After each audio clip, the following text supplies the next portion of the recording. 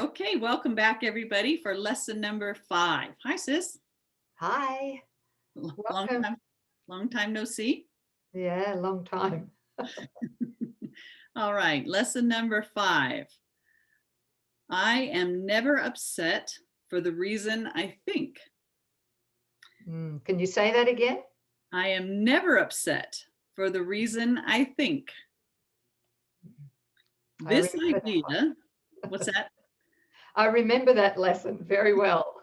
Okay, let's unpack it.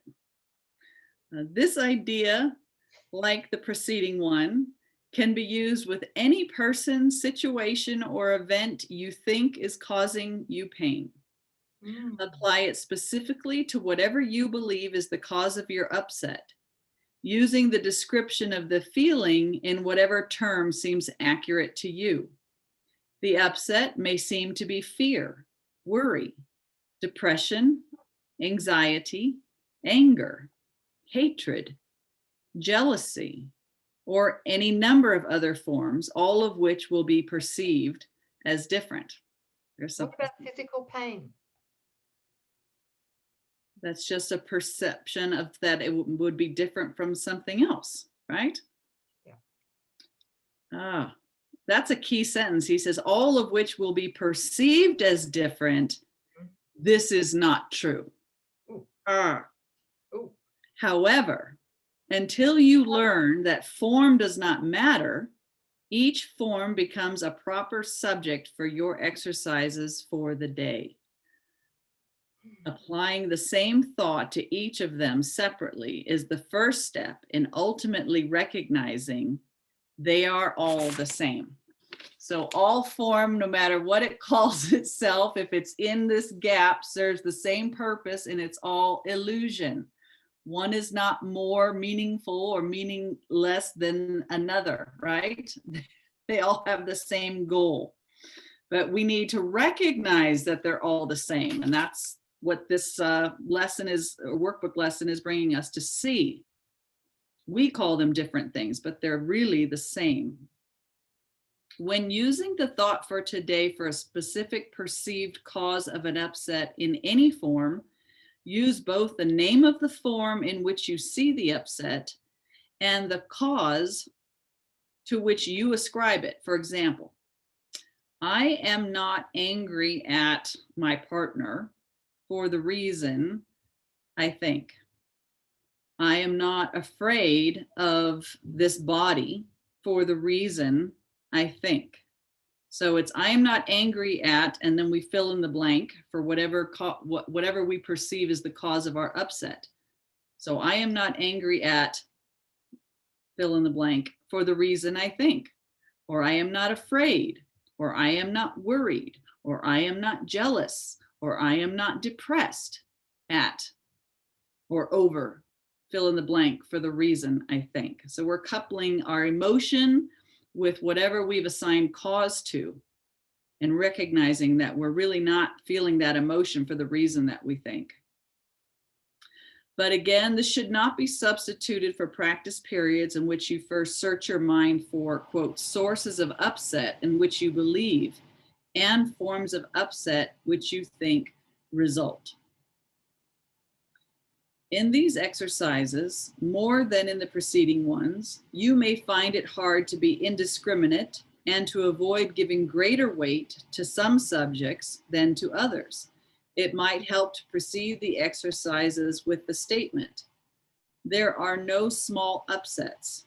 They are all equally disturbing to my peace of mind. Can we stop just for a second there? We're all going to come to this understanding that only when our mind is at peace can we receive the thoughts of God. And so while we're valuing separation and while we still believe that mythical me is going to give us something that we want, we are going to want that sense of contraction that Nouk was describing in the last session. Something to upset the peace of our mind, something where our thoughts can literally contract around. You can feel the contraction when you say the word hatred, or fear Yeah. or anger or upset, right? There's a physiological feeling that accompanies that, or when you think you're about to be in an accident or someone tells you of a diagnosis, there's a contracted state that keeps your mind in fear and worry and trying to save itself. So that state of mind is a block to the peace in which the memory of God returns. So there are no small upsets. Every single upset has the same goal of blocking your mind or preventing your mind from coming to that status of a sense of peace where God can be heard, or the voice for Holy Spirit can reach our awareness. Yeah.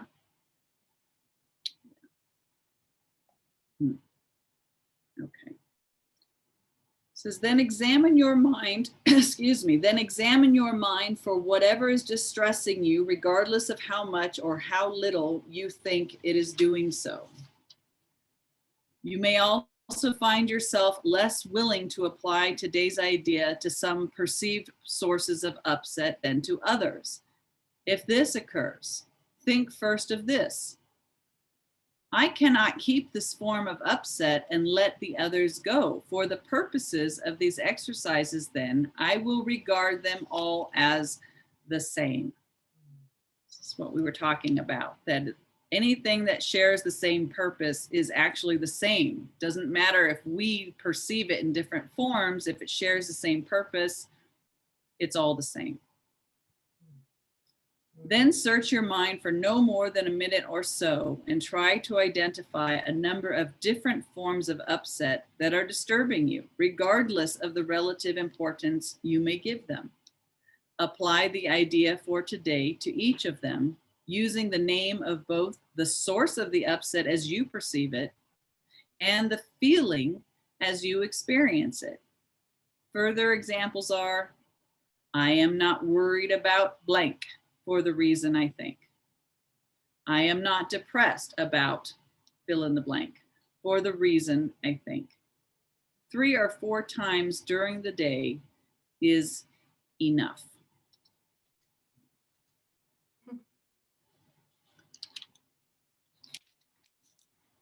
I am never upset for the reason I think. Anything you wanted to add, sis? No, I'm asking Holy Spirit in my mind. There's nothing that I can add right now. Yeah. That's, yeah, some, it might be just a helpful thing to consider. Like if you had to write out your top 3 or 4 things in your life that are bringing you distress right now, whatever those are, what a powerful thing to recognize that each of those things, they may seem different, they might involve different persons or circumstances. But the catch is that it's never about the situation. It's never about that person. It's actually about the feeling state, the emotion that that situation brings and its effect upon your mind. So those thoughts, that problem that you're seeing, what it's really for through the ego thought system is to bring your mind into a state of distress or contraction to keep you out of peace. It's the camouflage, it's smoke and mirrors. You're going to have a million different forms out there, but when we recognize they all serve the same thing, to keep my mind in a state of continual unrest, to keep the peace and memory of God out. Yeah. That's the bigger picture of this lesson. Yep. Yep, that's the ego's function, right? That's it. Keep us away from God, from peace, from joy, from love, from true communication. Yes. Keep True us in happiness. split mind. Right. Yeah. That's really what all this is about, just to keep ourselves so preoccupied in an illusion that we don't ever allow just enough time and space or peace and presence, peace and presence, so that something real can take place. That's it. Yep. Thoughts of So- God cannot enter in. Yeah, go ahead, sis. Sorry. Yeah, I just want to, I'm never upset for the reason I think. Mhm. I've noticed your internet is just up and down, you know, because the screen freezes a bit here and can still hear you. Okay. But I'm just applying the lesson. I'm never upset for the reason I think. Yeah. Mhm. Yes. Okay. Yeah. Thank you. Oh, all right. Well, I hope the recording wasn't so delayed that it's causing a serious disconnect. No, it just ran for 2 or 3 seconds. That's all. Okay. So will you all forgive me? I'm having this worked on, so it should be great the next time we join. Yeah. Yeah. Thank you. Forgiven. Thank you. All right. Okay. So that's lesson 5. That's a biggie. Lesson 5. Yeah, that's right. Okay. Yep. Yeah. We're good. We're good. Thank you. All right. Thanks for joining us, guys. Thank you. Thanks, everybody. Yeah.